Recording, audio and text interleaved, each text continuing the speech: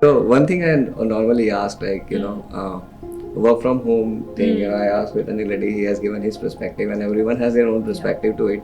So I really want to bring that the real thing out of it, because a lot of people think work from home is a very good option for them. But sometimes it also blocks them.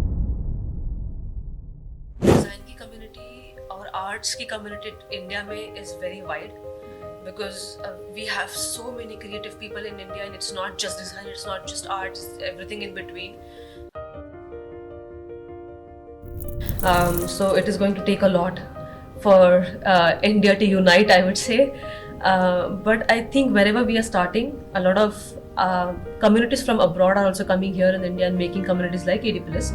One of the biggest communities of them is in India, and this is necessary.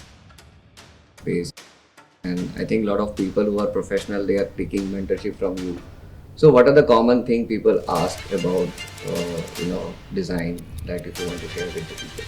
I think the most common question I get, no matter where I do the mentoring from, one question is, oh, I got an art block. Design is a very big industry altogether, and people don't understand there is a difference between industry and the skill.